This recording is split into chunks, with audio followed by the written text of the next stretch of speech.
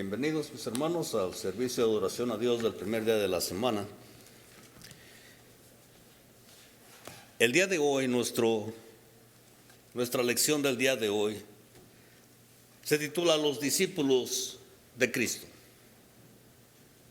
Abran sus Biblias al libro de Lucas, Lucas capítulo 14.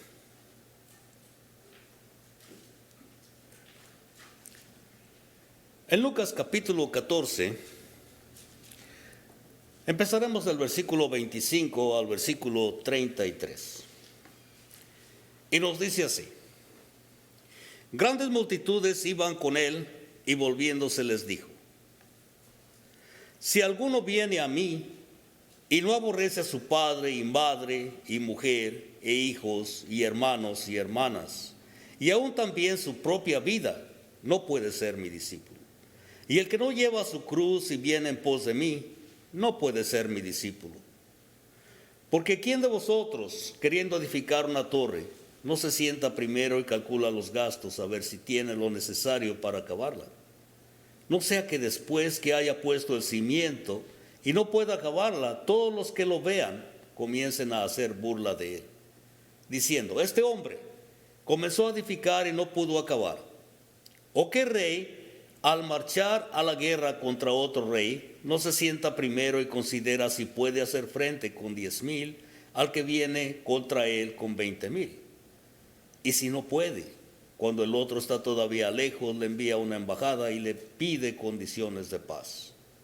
Así pues, cualquiera de vosotros que no renuncia a todo lo que posee, no puede ser mi discípulo. El propósito de esta lección es mostrar lo que es un discípulo de Cristo. La pregunta ¿es usted discípulo de Cristo? La palabra discípulo significa literalmente o simplemente estudiante o aprendiz. Hay discípulos de Juan. Mateo capítulo 9, versículo 14, nos habla acerca de discípulos que seguían a Juan el Bautista. Mateo capítulo 9, versículo 14. Dice: entonces vinieron a él los discípulos de Juan diciendo: ¿por qué nosotros y los fariseos ayunamos muchas veces y tus discípulos no ayunan? Había discípulos también de los fariseos. Aquí mismo en Mateo capítulo 22 y versículo 16, donde los fariseos les enviaron a los discípulos de ellos con los herodianos diciendo: maestro, sabemos que eres amante de la verdad y que enseñas con verdad el camino de Dios y que no te cuidas de nada porque no miras las apariencias de los hombres. También había discípulos de Moisés. Libro de Juan capítulo 9 versículo 28.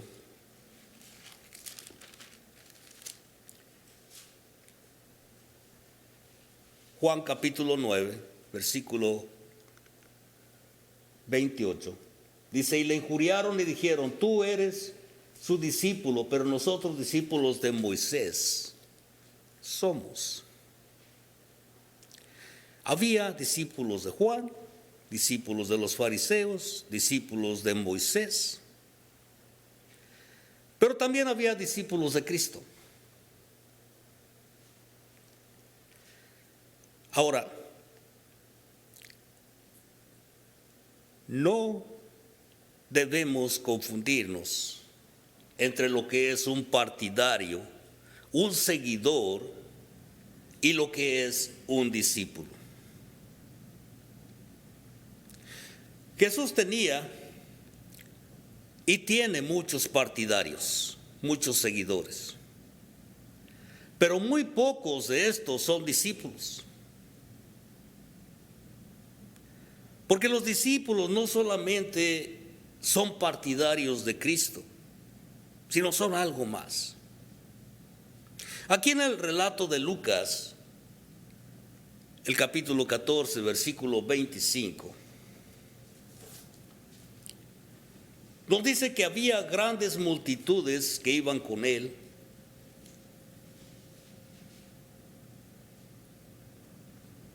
Pero ¿por qué Jesús atraía tanta gente? Al analizar un poco los evangelios podemos darnos una idea del por qué mucha gente le seguía. Y no era siempre por querer escuchar y aprender su palabra. Mateo capítulo 8, versículo del 1 al 4.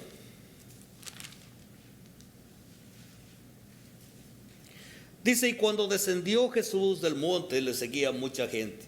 Y he aquí vino un leproso y se postró ante él, diciendo, Señor, si quieres puedes limpiarme.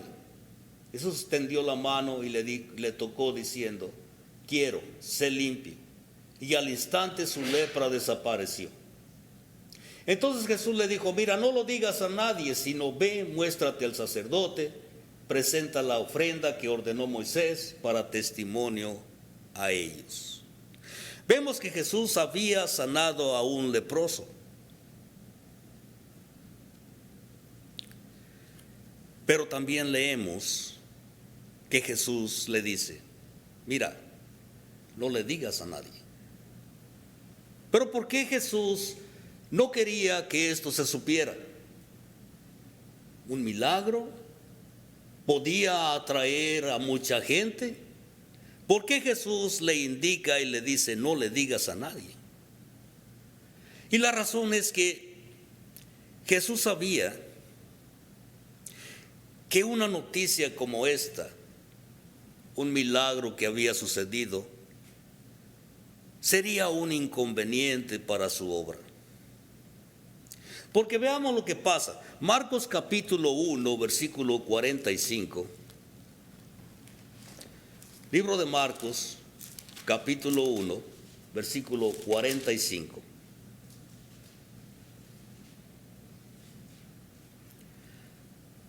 Dice, pero oído él, hablando de el mismo hombre, comenzó a publicarlo mucho y a divulgar el hecho, de manera que ya Jesús no podía entrar abiertamente en la ciudad, sino que se quedaba fuera de los lugares desiertos y venía a él de todas partes. Venían a él de todas partes. No podía entrar libremente a una ciudad sin que vinieran todos aquellos esperando que Jesús los sanara. Jesús no quería ser conocido como un obrador de milagros, ya que él sabía perfectamente que esto no era bueno para él.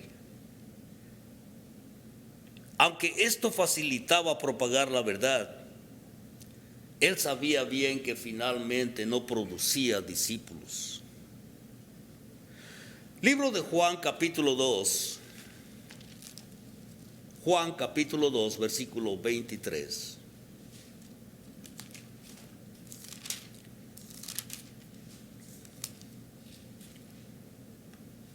Nos dice, estando en Jerusalén en la fiesta de la Pascua, muchos creyeron en su nombre viendo las señales que hacía.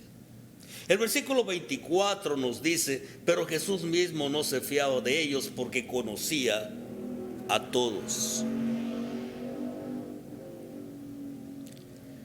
Si venían simplemente por el hecho de pedir un milagro, no era lo que Jesús buscaba.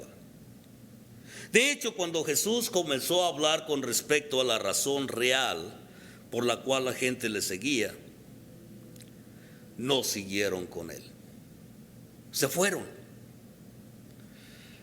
Aquí mismo en el libro de Juan, capítulo 6. Versículo 66.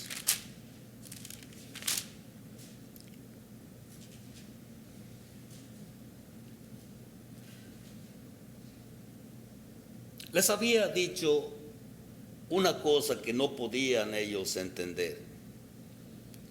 Versículo 53 dice que Jesús les dijo: de cierto os digo, si no coméis la carne del Hijo del Hombre y bebéis su sangre, no tenéis vida en vosotros. Era algo que ellos no podían comprender. Y el versículo 60 le dice que al oírlos, muchos de los discípulos dijeron: dura es esta palabra, ¿quién la puede oír? Ahora en el versículo 66 dice: desde entonces muchos de sus discípulos volvieron atrás y ya no andaban con él. Jesús vuelve a los 12 que había escogido en el versículo 67 y les dice: ¿queréis acaso iros también vosotros? Es por eso que en el libro de Lucas hace una distinción muy grande entre los discípulos y la gente. Lucas capítulo 6, versículo 17.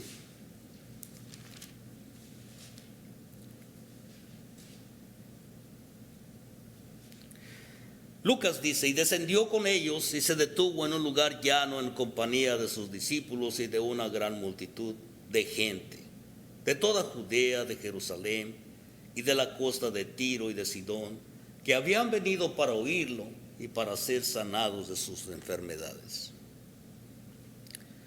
Habíamos visto que la manera que esta gente venía por un interés de ser sanados.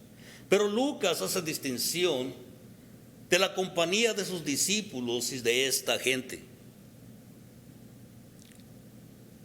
Ahora, ¿somos nosotros discípulos o somos nosotros gente?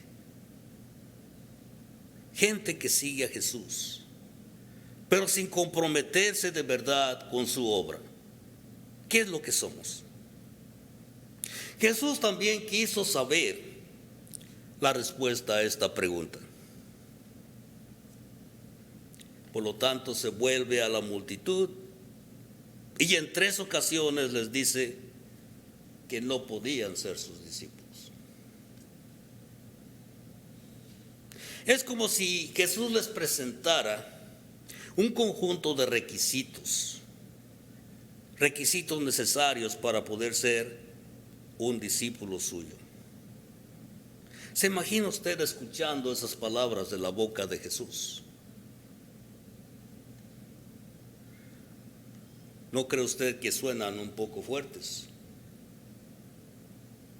Y desde luego Cristo no usaba palabras suaves.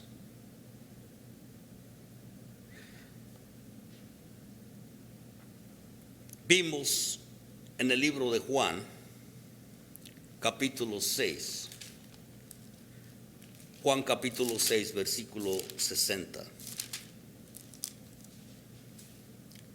donde Jesús dice: al oírla, muchos de sus discípulos dijeron: dura es esta palabra, ¿quién la puede oír? Y en Mateo capítulo 7, versículo 21 al 23, Jesús dice: no todo el que me dice Señor, Señor entrará en el reino de los cielos, sino el que hace la voluntad de mi Padre que está en los cielos. Muchos me dirán en aquel día: Señor, Señor, ¿no profetizamos en tu nombre? Y en tu nombre echamos fuera demonios, y en tu nombre hicimos muchos milagros. Y entonces les declararé: nunca os conocí, apartaos de mí, hacedores de maldad. Pero ¿para qué hablar con palabras tan fuertes? ¿Para qué hablar con este tipo de palabras a esta gran multitud?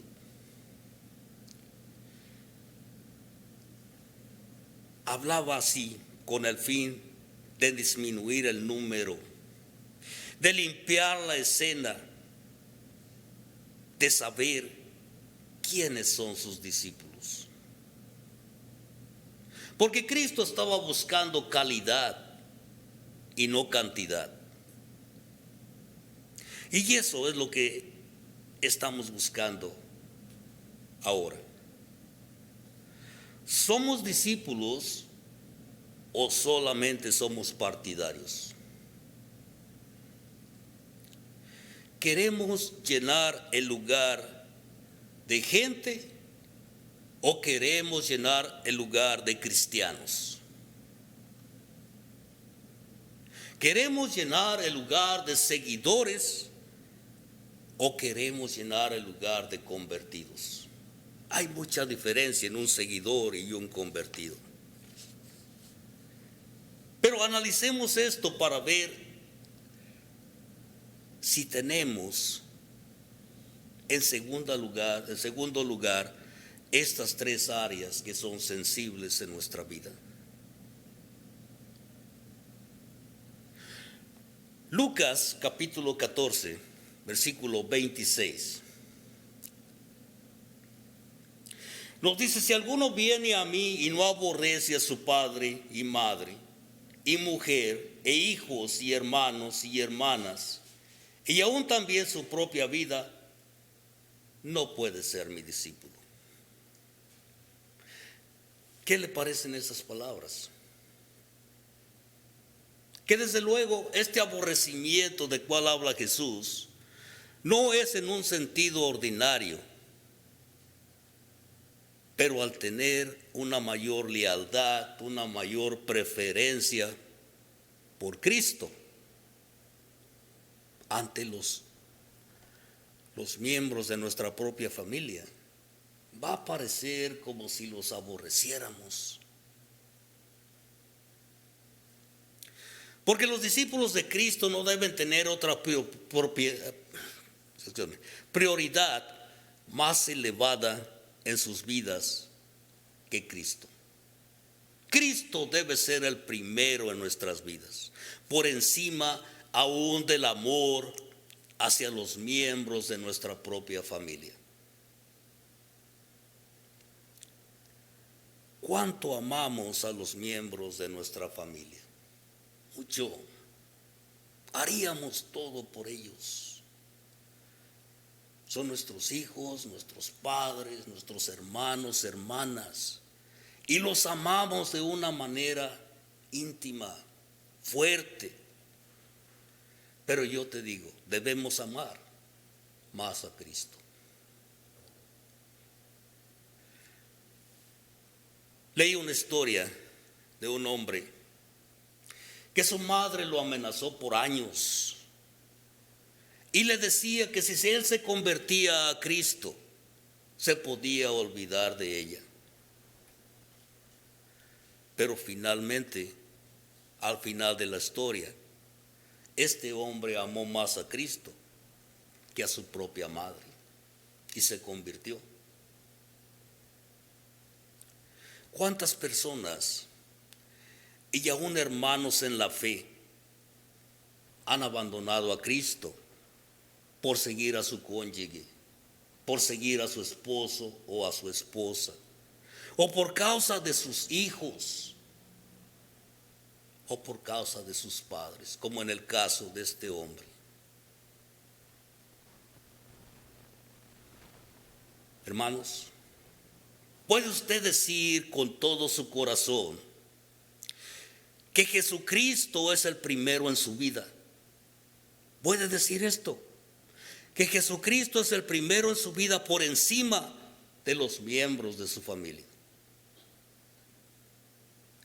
Hay que meditar un poco en esta pregunta,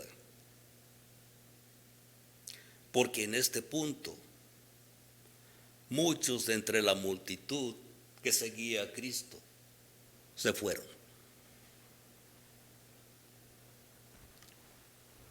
Si hubiera estado usted ahí, ¿se quedó usted o se fue?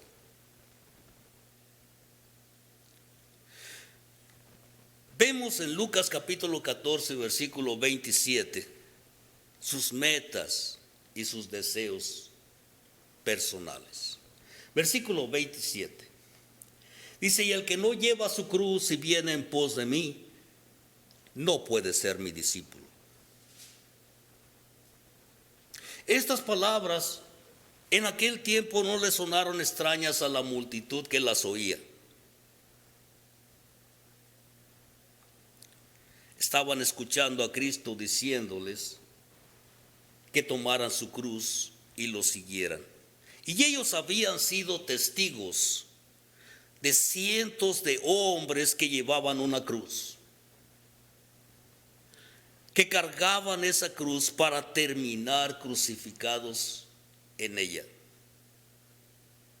¿Cuál era el mensaje que Jesucristo estaba diciéndoles? Este mensaje era un mensaje de muerte. Desde luego que no muerte física, porque Jesucristo hablaba cosas espirituales. No era una muerte física, sino espiritual. Vemos que los discípulos de Cristo sustituyen sus propios deseos, sus propias aspiraciones por los de Dios.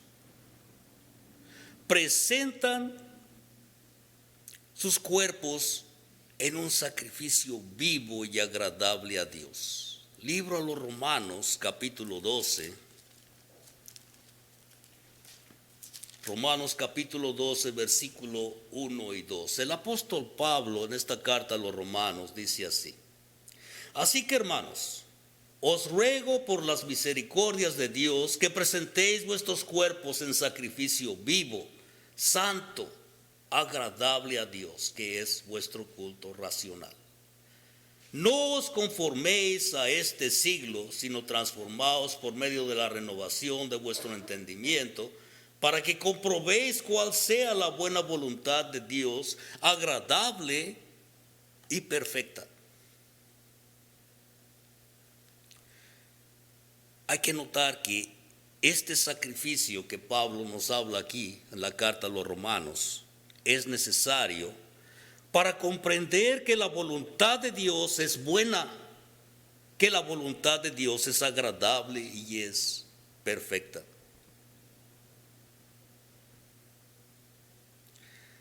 Quien lleva a cabo este sacrificio, comprendiendo así la voluntad de Dios, este puede ser un discípulo de Cristo.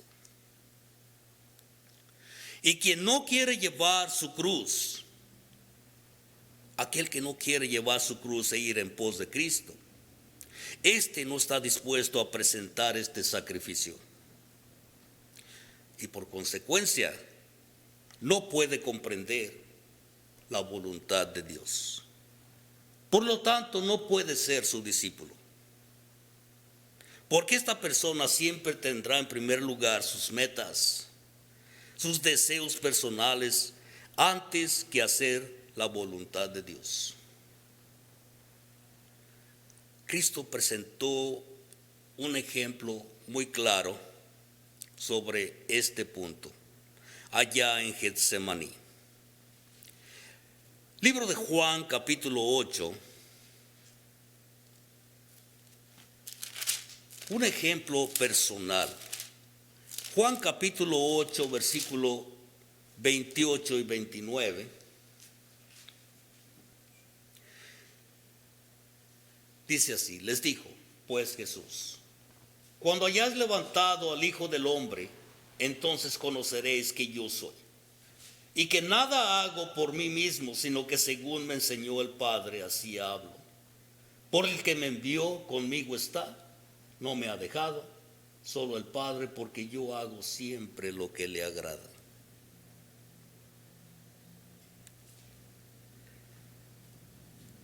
Jesús mismo se sometía al Padre.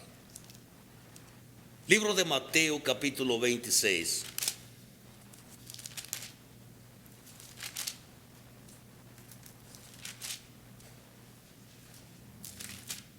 Mateo capítulo 26, versículo 36 al 45.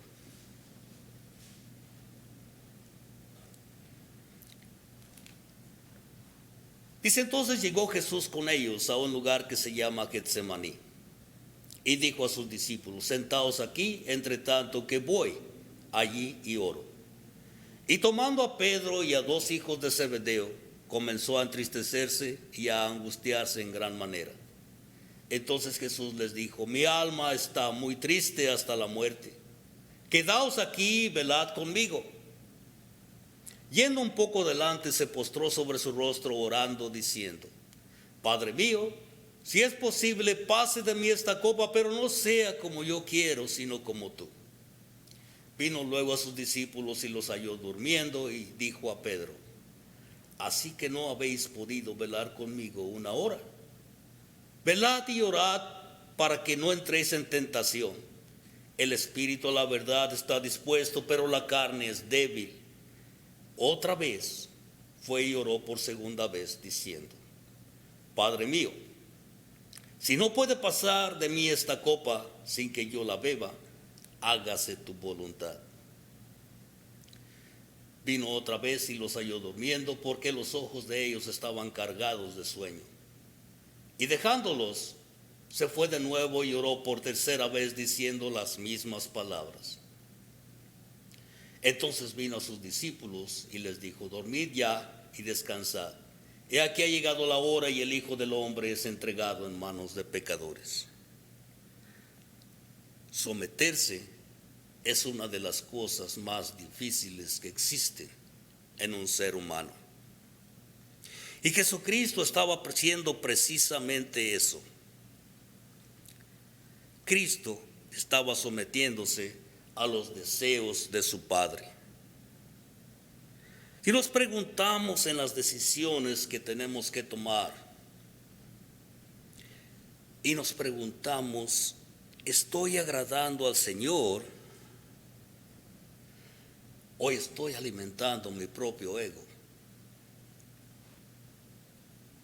¿Estoy poniendo mis metas y mis deseos delante del Señor a fin de conocer si son agradables a Él?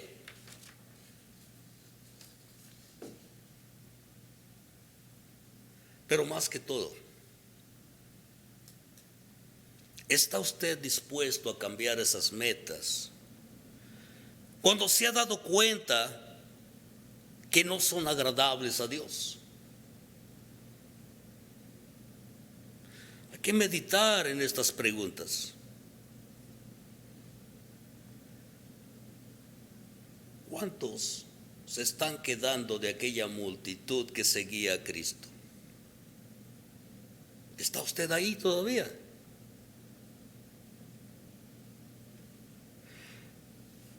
Regresando a nuestro tema del libro de Lucas, capítulo 14, versículo 33, nos habla acerca de posesiones personales.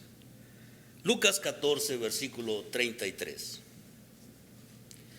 Y dice: así pues, cualquiera de vosotros que no renuncia a todo lo que posee, no puede ser mi discípulo. Porque esto consume mucho del tiempo y de la energía de cualquiera de nosotros. Las cosas que poseemos. Mas Cristo no está diciendo que no podemos tener posesiones, no está diciendo tal cosa, sino está diciendo que no debemos permitir que las cosas nos posean, que ellas nos posean a nosotros. ¿Posee usted cosas? Todos poseemos cosas. Pero ¿es usted posesión de sus cosas o usted posee las cosas? Cuando pensamos en esto, nos damos cuenta, sabemos por qué los discípulos de Cristo o aquellos discípulos que Cristo tenía son nombrados por la Biblia como sus discípulos. Porque Lucas hace una distinción de seguidores, de aquellos que buscaban a Cristo, de aquellas multitudes, pero también habla de sus discípulos. Mateo capítulo 4, versículo del 18 al 22.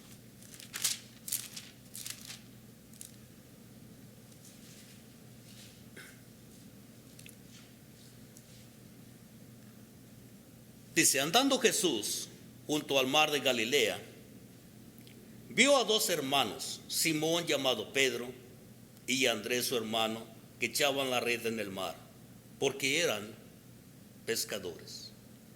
Y les dijo, venid en pos de mí, y os haré pescadores de hombres. Ellos entonces, dejando al instante las redes, les siguieron. Pasando de allí, vio a otros dos hermanos, Jacobo, hijo de Zebedeo, y Juan, su hermano, en la barca con Zebedeo su padre, que remendaba sus redes, y los llamó. Y ellos, dejando al instante la barca y a su padre, le siguieron.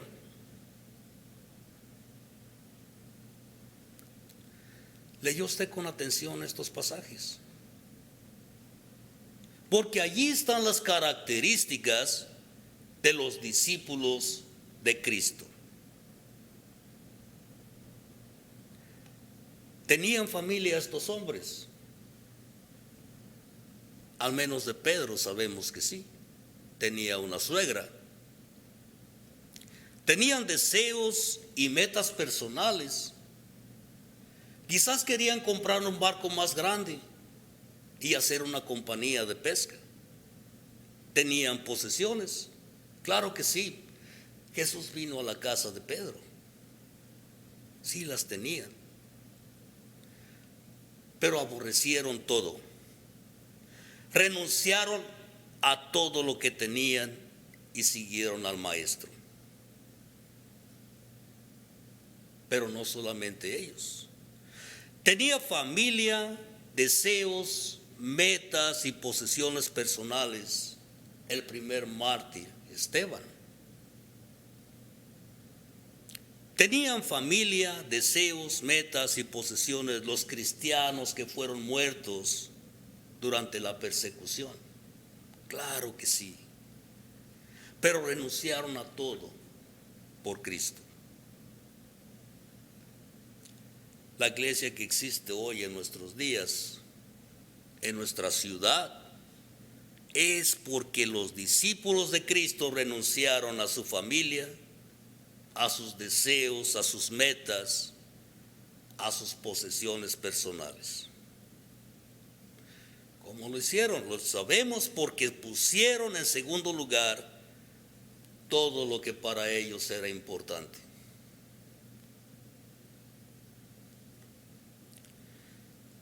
¿Está usted dispuesto a renunciar a todo lo que posee?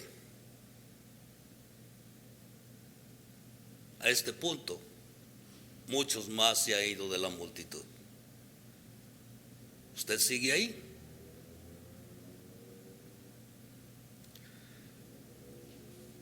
Hoy hemos aprendido algunas verdades importantes sobre lo que son los discípulos de Cristo. Los discípulos de Cristo tienen en segundo lugar sus relaciones familiares, sus deseos, sus metas personales y aún sus propias posesiones. ¿Es usted un discípulo de Cristo? Si usted no está dispuesto a poner en primer lugar a Cristo y su voluntad, usted no puede ser parte de los discípulos de Cristo. Analicémonos nosotros mismos y veamos si en verdad somos seguidores, somos gente o somos discípulos de Cristo. El Señor espera que cada uno de nosotros lo ponga a Él primero. Y si no es así, debemos corregir nuestra actitud cuando aún hay tiempo, cuando aún tenemos vida. Después de esta vida, el libro se cerrará. Y lo que hagamos hecho, bueno o malo, permanecerá ahí hasta el día del juicio. El día en que el Señor vendrá por segunda vez, abrirá ese libro y nos dirá: esto es lo que has hecho. Si tú no te has entregado al Señor todavía, aún hay tiempo. Tienes vida, y mientras hay vida hay esperanza. ¿Por qué no hacer lo que Dios quiere? La recompensa es enorme. Nos ofrece una vida eterna con Él. Un paraíso en el cual no habrá más lloro, no habrá más sufrimiento. Y nos pide el Señor que si hemos oído su palabra, que si creemos que Él es el Hijo de Dios, entreguemos nuestras vidas y seamos sus discípulos. El día de hoy se te presenta una oportunidad más para que tú hagas esto. Si tu corazón está dispuesto a ser discípulo de Cristo, pasa al frente mientras cantamos el himno de invitación.